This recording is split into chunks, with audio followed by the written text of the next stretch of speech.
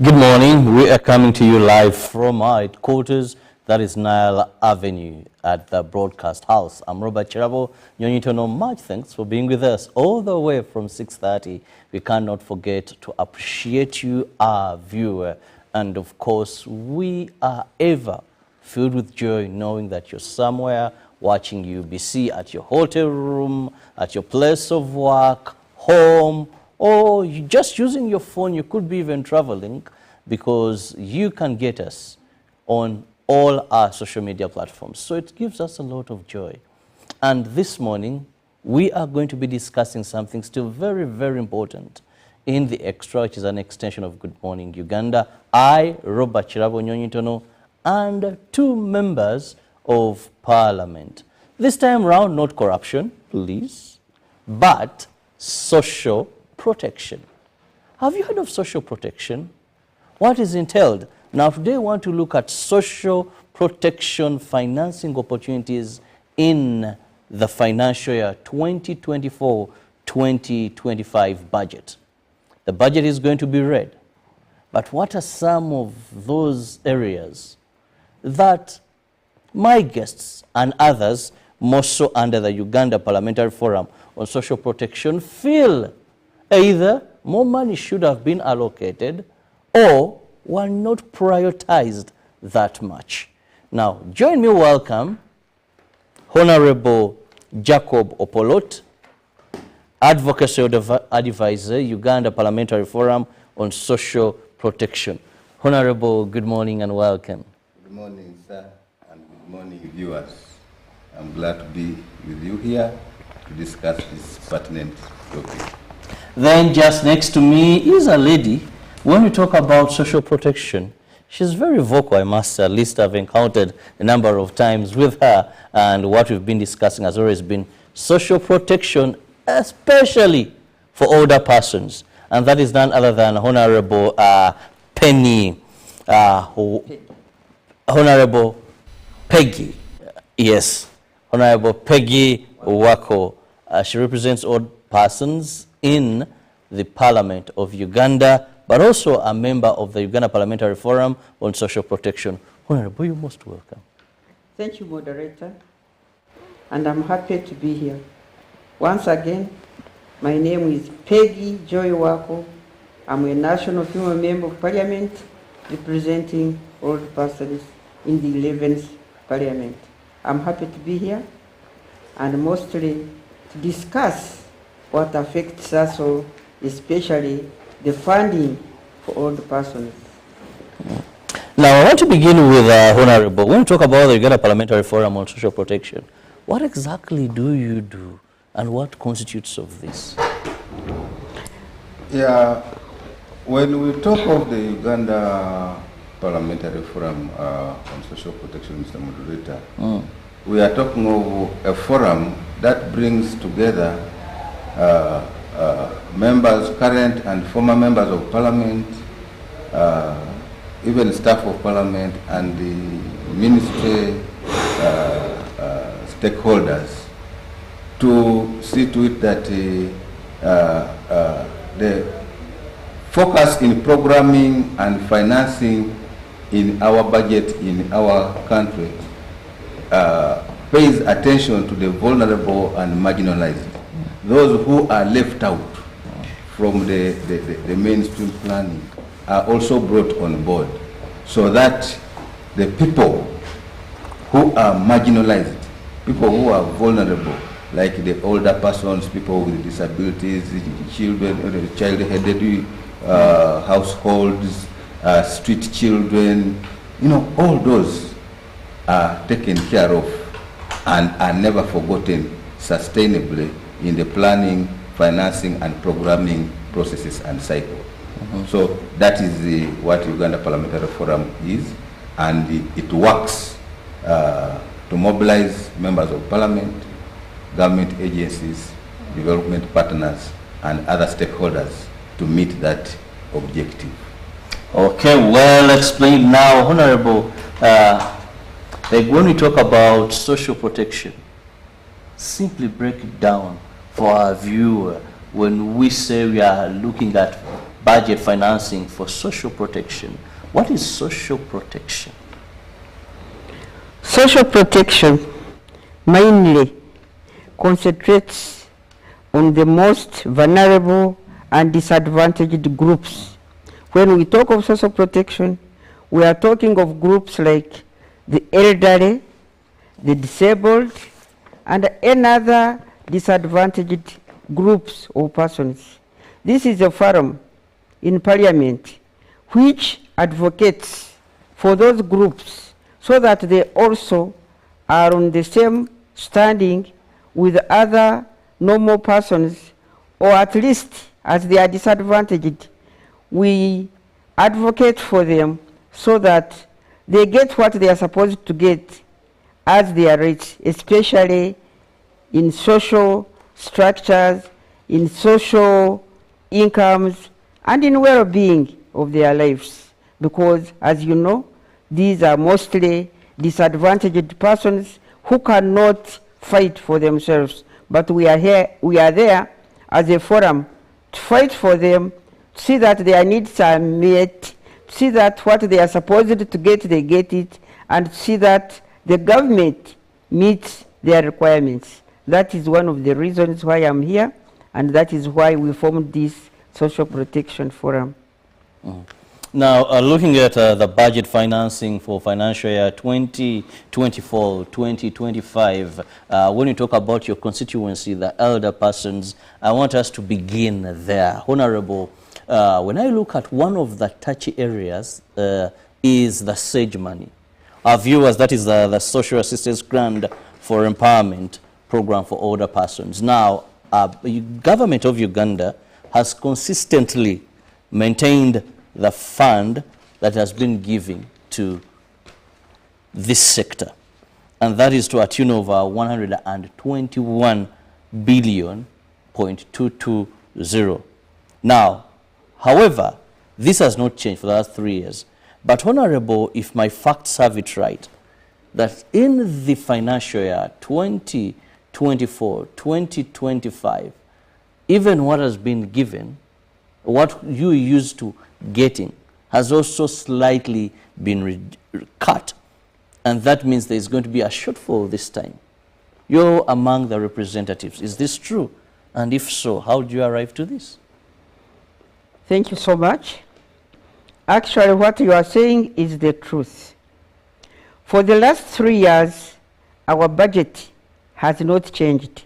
It has been, as you have said it, 121 billion .220. Much as we have been fighting for that amount to be increased right from the beginning. At least we had thought it would increase. Instead of these people all the time getting only 25,000, if we had requested the government, if it could just increase it and they get 35,000. Even in this very budget we are in, I, for one, I have first several committees like the budget committee, I've been there, in the gender committee, I'm a member there. I've been advocating for this money to be increased because really, the 25,000, according to today's standard of living, is so low. Much as they appreciate when they receive it, but it does very little. And at times, it does not cater for whatever they want. You know, these are vulnerable people. These are very old people. They have no any other assistance. There are people who are prone to diseases, falling sick from time to time. And at least, if they had something increased and added on their budget, I'm sure these people would have lived a comfortable life. But here we are, as you have just said it. When I was last in the budget committee, they had at least promised me that their money would at least be increased, if not maintained. But my surprise, during the budget, which is going to be read tomorrow, on Thursday, when the Minister of Finance will be reading it, this budget has been dropped, has been reduced. Instead even of getting what they got these 3 financial years, 121 billion plus, they are going to get less. And they are likely to get 100 billion, it's what has been passed, 100 billion, 0.36. So that gives us a downfall of 20 billion, 0.86. So we are wondering, now, we have been catering for a population of 300,759 senior citizens who have been benefiting from this money. But now, if it drops by 20 billion plus, what are we going to do? Are we going to pay some people, leave out others? Which method are we going to use? Because that gives you, if we do quick mathematics, about 55,072 senior citizens are going to be left out. Are going to be left out. Exactly. This money, our viewer, may seem less, very little, but to the elder persons to which this money goes, it means so much. Because when it's given quarterly, and it comes about 75,000. So an older person is able, and I've had good stories, by the way, regarding this money. At least I've interacted with one who said I bought chicken, another one I don't know how they saved, or they said I have a goat now. I saw about 3, 4, 5 goats in the compound and said that is the result of that money. Well, for you city dwellers and I, we couldn't understand the mathematics used, but they claim it helps in one way or the other. It really helps them, because some of them, they have nothing at all. So at least when you give them that 25, and usually it comes once in a quarter, that is a total of 75,000. An old person who doesn't have a lot of demands, who doesn't have a lot of dependents, they are able to live on it happily. Much as we see it, it is very small, but at least it has been something. But now if you reduce it, even what it has been, now it is less. I don't know what we are going to do. That's why I'm wondering, should we remove some of the people? Should we pay some and leave others? What are we going to do? I wish the government could reconsider.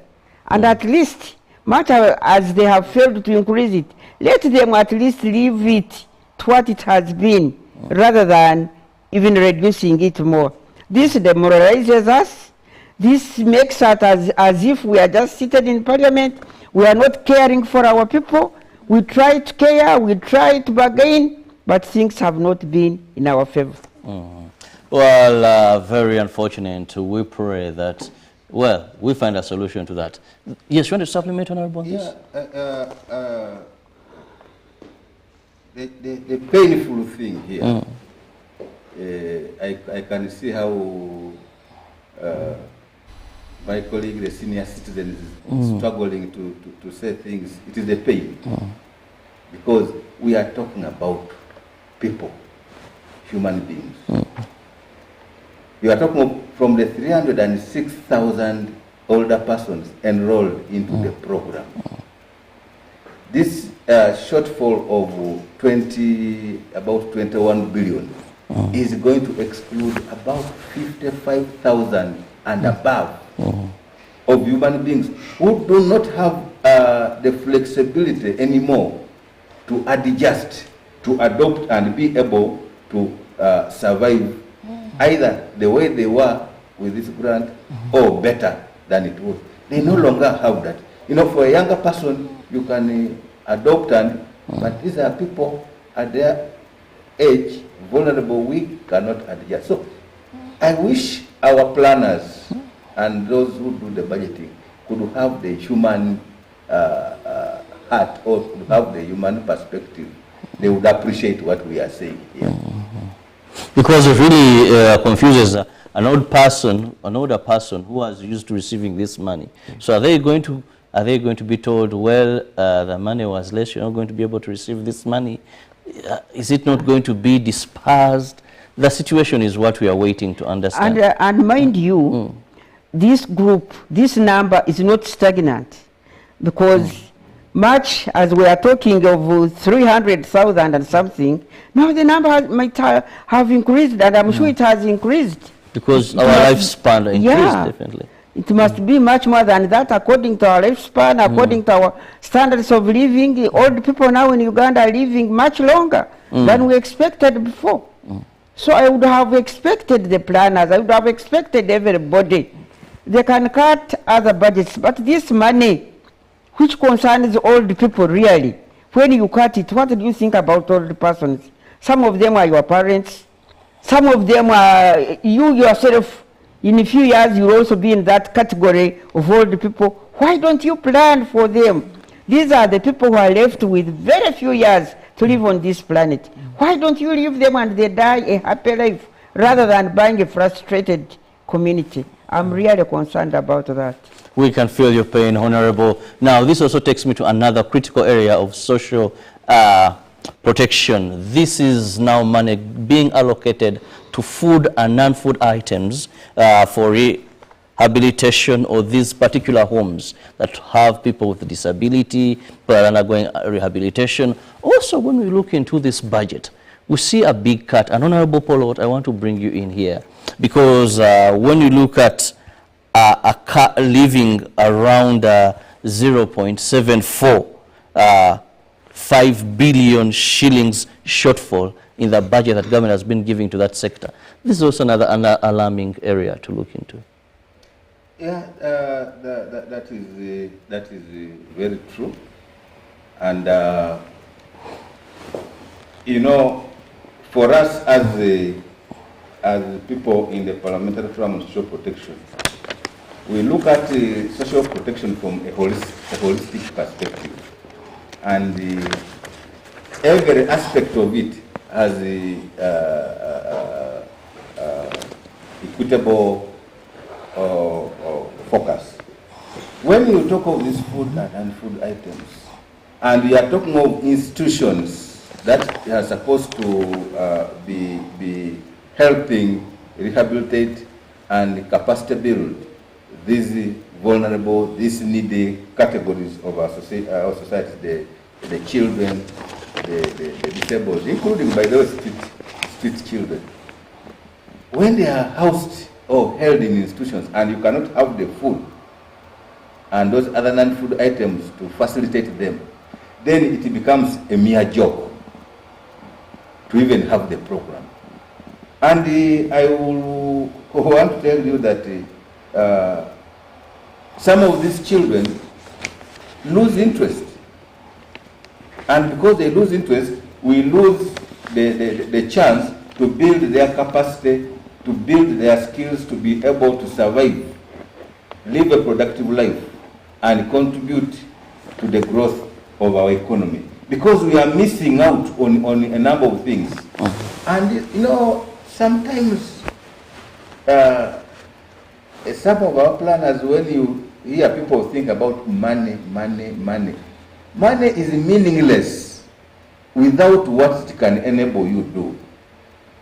And you can only do that thing if it is useful to you and the community.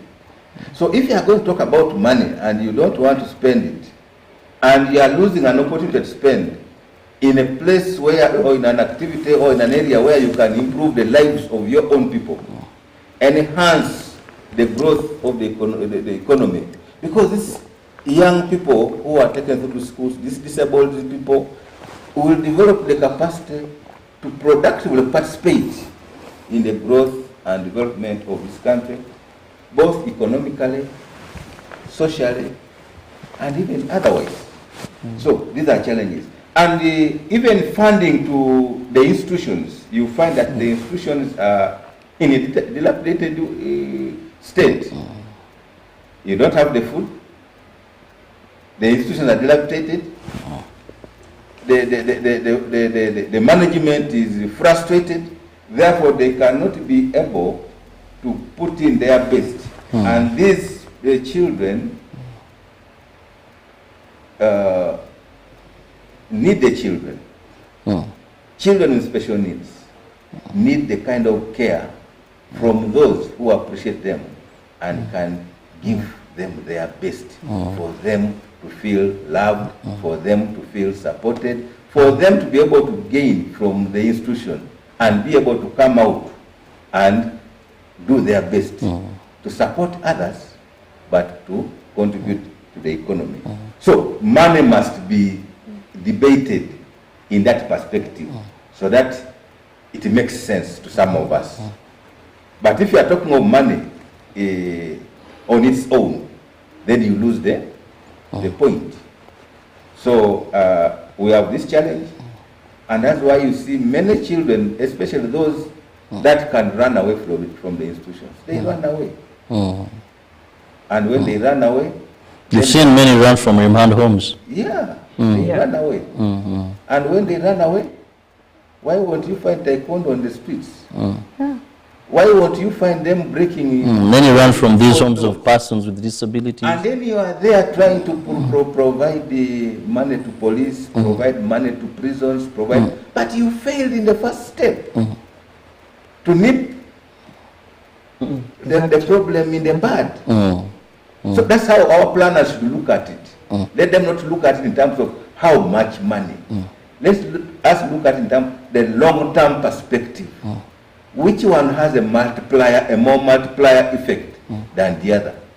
Dealing with the problem which has matured, or nipping it in the what?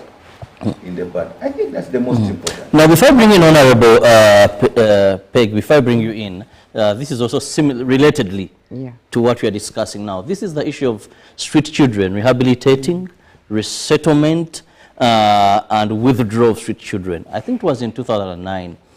Cabinet passed a resolution and directed Minister of Finance, Planning and Economic Development to have a budget of 5 billion to withdraw, rehabilitate, and settle street children from all urban centers in the country. Now, in the financial year 2024, 2025, I have not seen this money anywhere. Honorable, what is being done? And this is where I want to bring you, because it's also a bit connected to what we've just been discussing. Actually, before I go to that, I wanted to add on to what he has been saying. I sit on the Committee of Gender, and we did an oversight visit throughout the whole country. We went to Kapiringisa, we went to Mbarara, we went to Fort Portal, we went to Masindi, we went to Jinja. If you were to take a look on these buildings, they are in a very terrible, terrible state, and you don't expect any human being to live in such buildings. Not the buildings alone. When we interviewed these kids and the workers who were there, they were having problems. They had nothing to feed them. Yet I've been in this country long, more than any of you. These centers, these institutions, when they were started in the early 60s, they were wonderful. They were nice, they were accommodative, everybody wished to go there and work there. But now if you go there, even the workers are so stressed, they don't feel like working in such environments because the places are terrible. They need to be rehabilitated. They need to be rehabilitated, really. The institutions are terrible. I've visited all of them, but we even made a report. It is there in Parliament.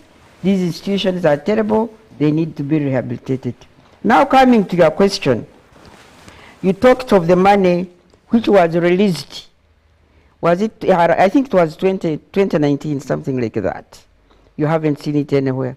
Where money is released, of course, you know the work of Parliament is appropriation, sent to the ministries. Then the ministries are the ones, especially through the Ministry of Gender, they are the ones supposed to see how these people are removed from the streets. And we have talked about this thing not once, not twice, but several times. One time they were complaining, but when they remove these kids and take them back to Karamoja, because many of them come from Karamoja, these kids come back again. It seems there is some big people behind them, because when you do some research and follow them up, that during the night, if you follow them up, there is somewhere in Iksenyi where they go and sleep.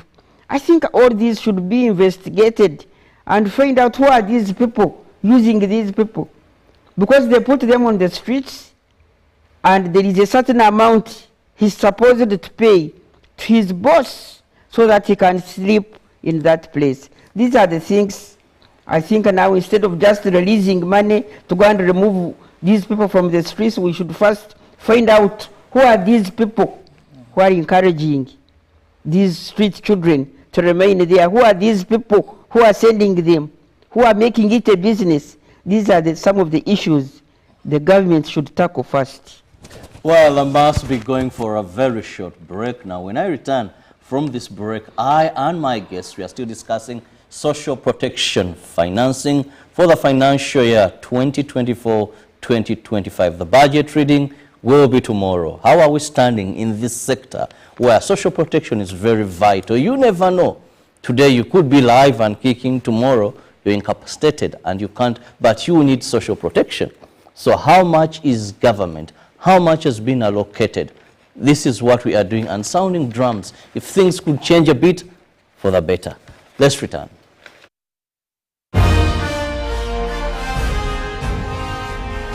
Live from UBC Studios in Kampala, this is Good Morning Uganda Extra.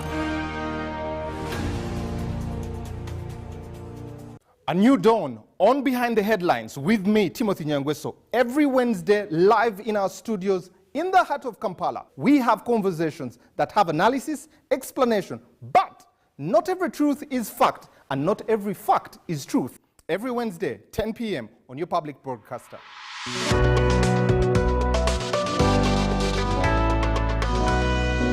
on your public broadcaster, UBC, inspiring Uganda.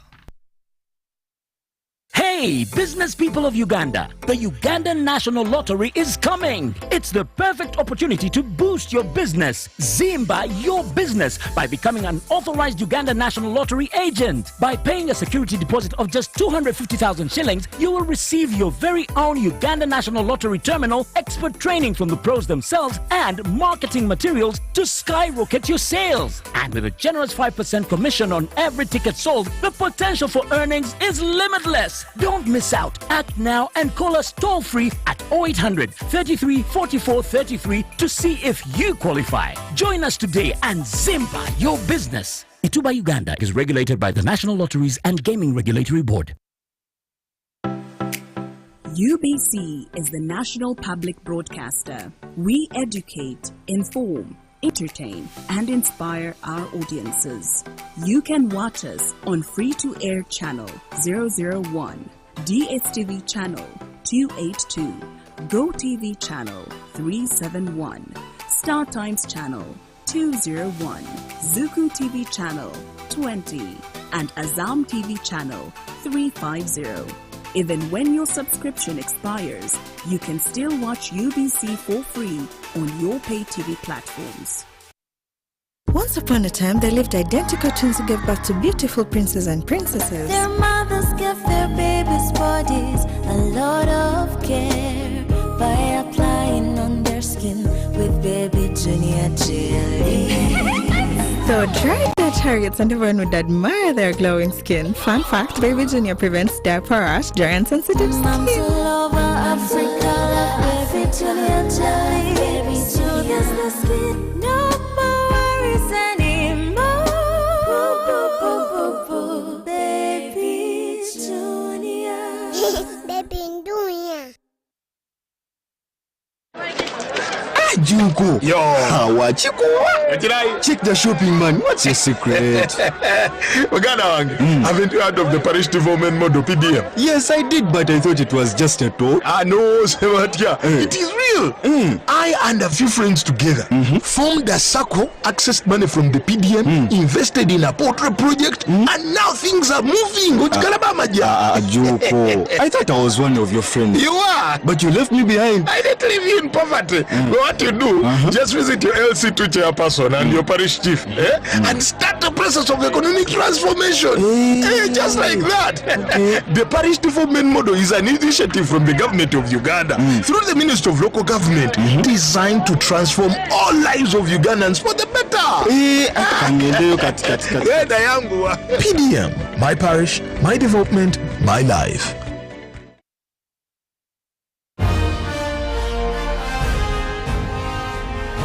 Live from UBC Studios in Kampala, This is Good Morning Uganda Extra.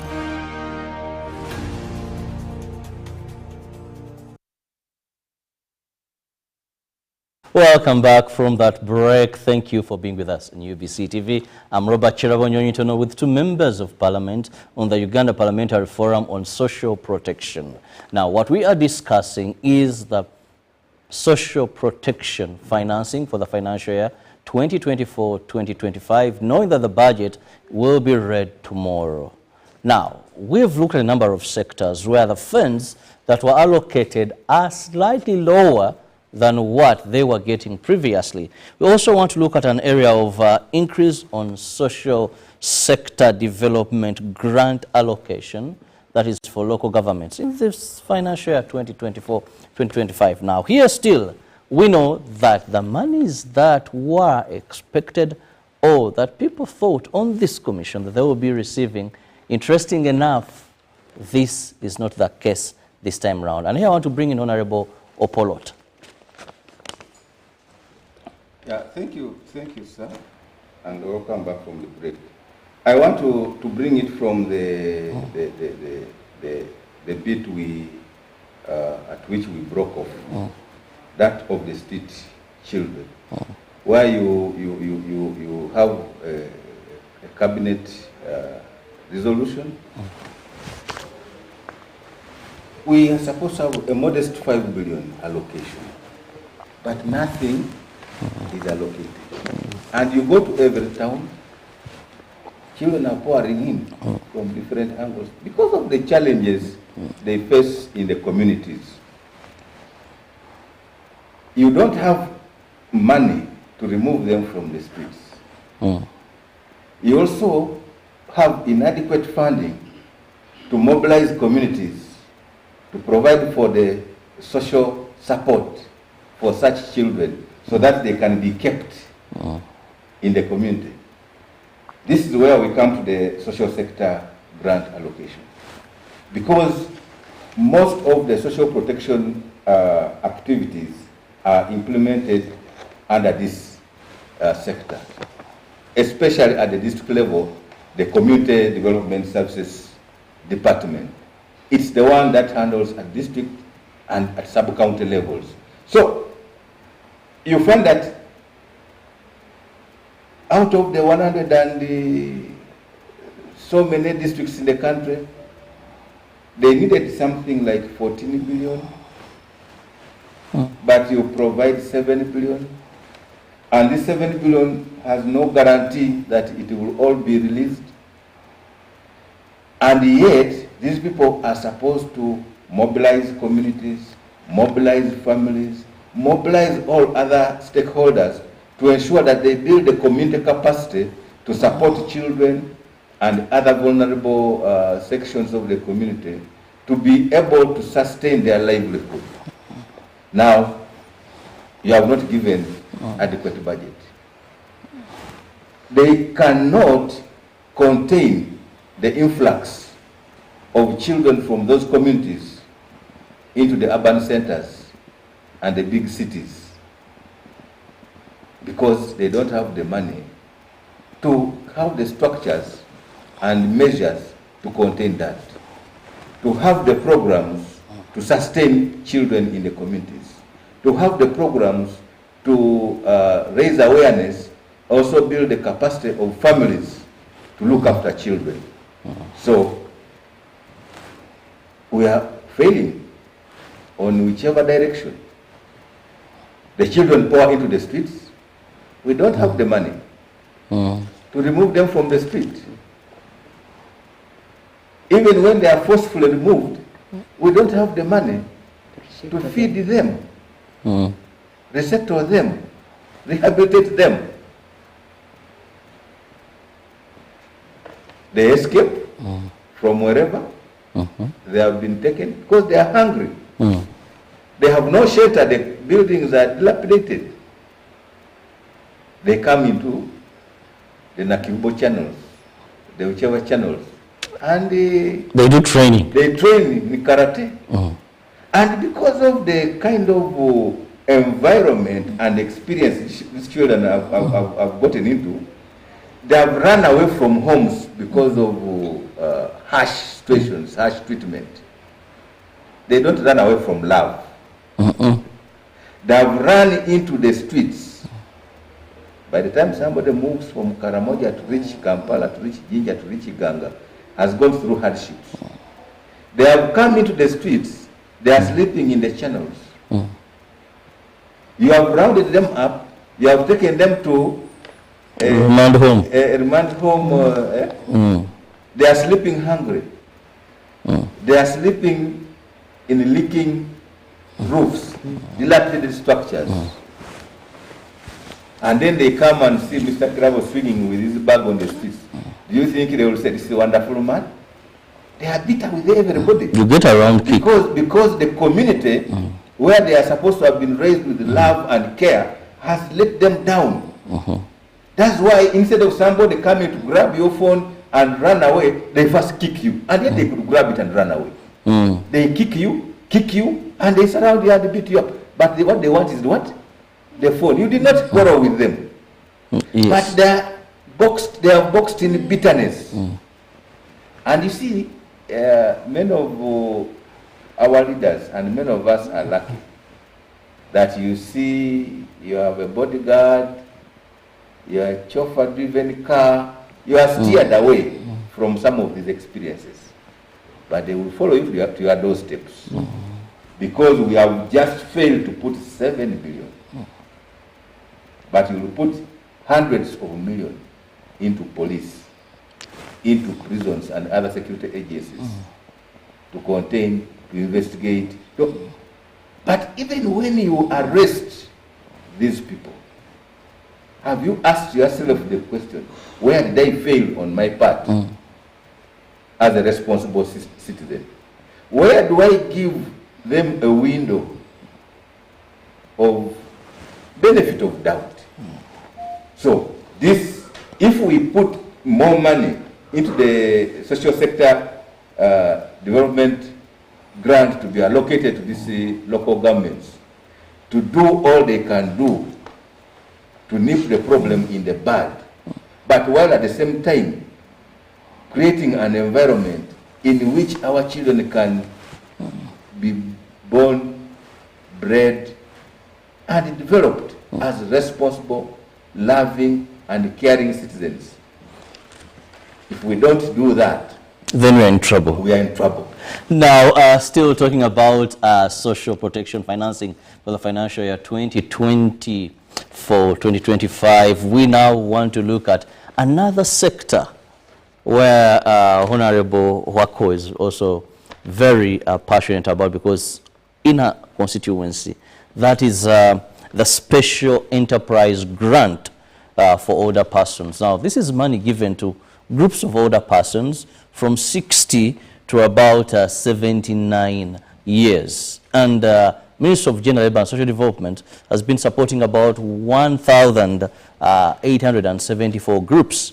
But when we look at what has been allocated, it means about 320 groups of older persons are going to miss out this time round because the funding has been cut short. Remember, every year, new people join this bracket of older persons.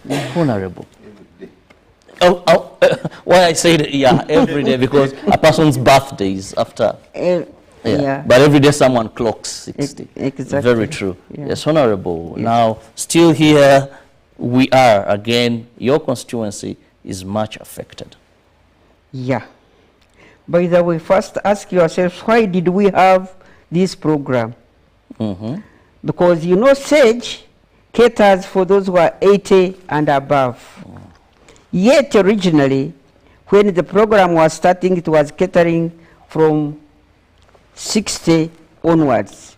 But because funds were not enough, we said, okay, let's cater from 8 and above, because these are the most vulnerable people. At least those of 60 to 79, they're a bit young, they're a bit active. If given something, they can trade, they can do what, they are still active. They have just retired from public service. So when we saw these people, poor them, They were also there with no help, with nothing to do. We requested our beloved President, Muzei Kaguta Museveni, who willingly said, let's start this program, the Special Enterprise Grant for old persons, so that this program specifically caters for those from 60 to 79. When it was starting about 2 years back, the president put in 10 billion. And we started catering we said people let them organize themselves in groups, maybe of 10, from 1 to 10 or less than that, and each group is given 5 million. At least each one is a security to his neighbor because it is given within a group. They can either use it as a group together, they buy goats, and they look after them together, or individually, each person can take that million, he works on his own, but you other members, you stand as security for that person to make sure that that money is not wasted. Now that program has been doing well. Much as the president had put in 10 billion, but the government managed to get only 5 billion. We said, okay, 5 billion, we can start with that. They gave them 5 billion, and that 5 billion so far, as you have said, managed to cater for 1,000, is it 800 and what? People. Then those people formed themselves into groups. They were getting that money. And for information, I managed to go out, especially in the north there. There are so many good stories to listen to. People have bought goats. People, there is even one who had bought a cow. People, they have really developed, and they are so happy that they were getting that money to assist them. Those, the 1,874 people in groups. But not to make matters worse, in this budget which is going to be read tomorrow, that money, even the 5 billion they were getting, they are not going to get it. They are now going to get only 3 billion. And with 3 billion, you can imagine 320 people, those who have been catering for, will be left out. You can imagine what that means. And if those are left out, and we are not able to add on the already existing groups, now what are we going to do? At least, if things were so bad, they should have left it at 5 billion. We struggle with that. We know how we were struggling. But then even the 5 billion has been cut, 3 billion. Now the poor people, those who are expecting, so many old people throughout the whole country, they have organized themselves into groups. And they are all willing, and they are all waiting to get this money so that it can help them. But here we are. The money is not there. What is going to come out is so little.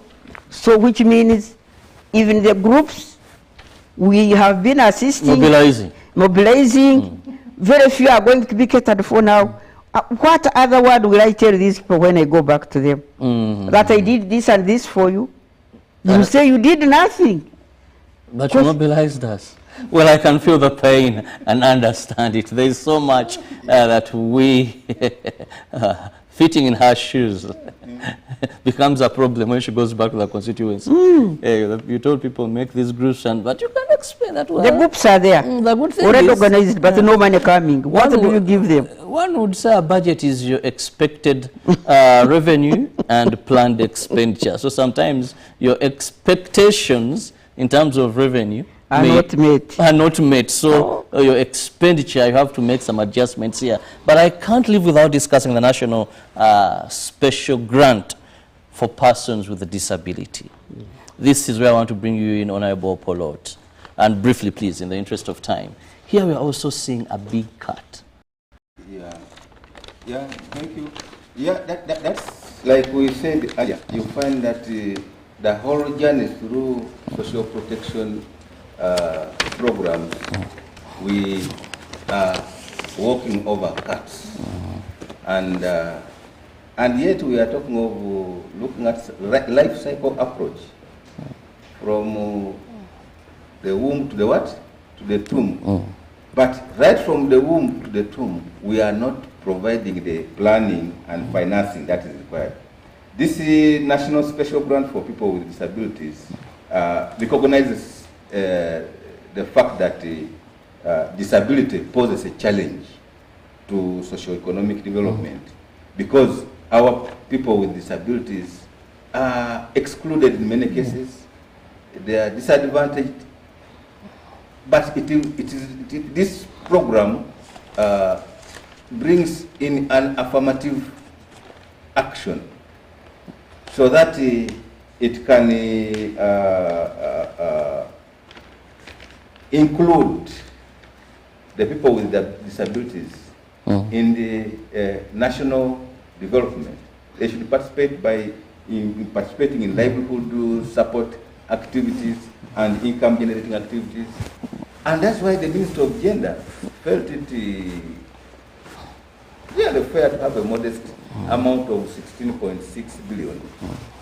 But unfortunately, what is provided is just 8.1, just 50% of the budget. But look at it from the growth of the budget over time. Whereas you are moving from 52 trillion to 72, the ones under social protection are going downwards. So what kind of growth is that? Growth should be reflected in all aspects and sectors of the economy. So it's very unfortunate that as the budget is growing, the social protection sub-component is declining. And yet the population is growing. It's growing, yes. Whether of children, of people with disabilities, of older persons, of any category which is disadvantaged, the population is growing because of the demographic trends. So as a forum, we feel that the government and our planners, and specifically the Minister of Finance, should appreciate the suggestions and the proposals by the Minister of Gender and the Uganda Parliamentary Forum on Social Protection if we are to have a meaningful and sustainable social protection program in this country where all the categories within that are catered for the good and welfare and quality of our population. I think that's what I really appeal. Well, time seems to be telling us to wind up. But before I let my guests go, I want to go back to Honorable Wako. Now, when we look at this budget, we are coming from 52.7 trillion and we are going to a budget of 72.130. Now, when we look at the element of social protection, that honorables I have on set, because this is exactly the area where you have so much emphasis, and members of the Forum of Social Protection. Why are we seeing this element of social protection getting cuts instead of increase? Yet one would say it is obvious, older persons are increasing, our life expectancy increased. It is obvious we are having more street children. It is obvious we need more rehabilitation homes and better. Is it that you've not blown the trumpet? Is it, why do you see this? Honorable, as we wind up. Yeah, thank you so much. I think that is the question I would also like to leave behind. As you have said it, our this year's budget has increased from 52.7 trillion to 72.130 trillion, which means everything has been added on, everything has increased. As I told you, life expectancy has also increased from where we were, and I think we are around the 63 or 64 years there. So I would have expected, much as the budget is increasing, every sector is increasing, these vulnerable people also should be thought of. Instead of cutting their budget, they should have also increased it. But unfortunately, I'm one voice. Maybe there are other voices behind. It has not been possible. So what are we going to do? Should we leave these old people to die? Should we leave these vulnerable people like PWDs, like street children? And these are the things which affect our economy. Unless we handle them now, in the future, we are going to find a crisis. That is my advice. Thank you so much. In less than a minute, Honorable Polot, as we get offset. No, mine is just about counseling and advising our planners and our policymakers to revisit their mindset. Because it's not about money, I will tell you. I was in Parliament for 10 years. We can waste money on things that really don't mean anything to life. But it's the mindset. Whereas some people want to grab this, grab that. There are also those who channel money into things. You want a road, you know? But if an older person cannot get money to go to hospital, what's the road for? They will die in their houses. So it's the mindset. Can we have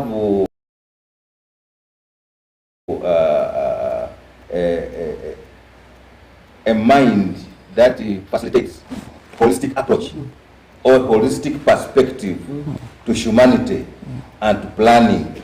And I will repeat, from the womb to the tomb. If we look at that and at every stage allocate resources according to the worth of that stage to the next and the previous, we will be able to move very far.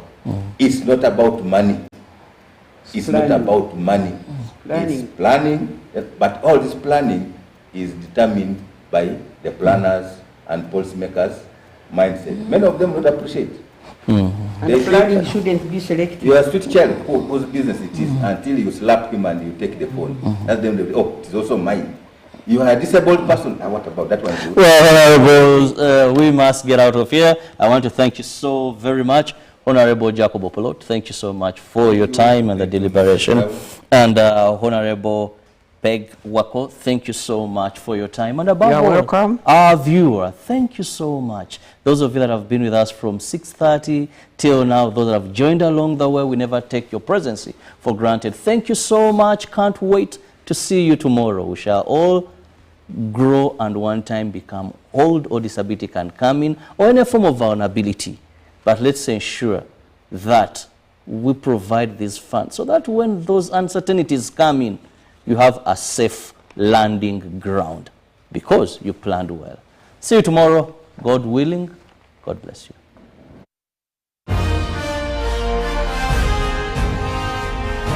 Live from UBC Studios in Kampala, this is Good Morning Uganda Extra. A new dawn on Behind the Headlines with me, Timothy Nyangweso. Every Wednesday, live in our studios in the heart of Kampala. We have conversations that have analysis, explanation, but not every truth is fact, and not every fact is truth. Every Wednesday, 10 p.m. on your public broadcaster.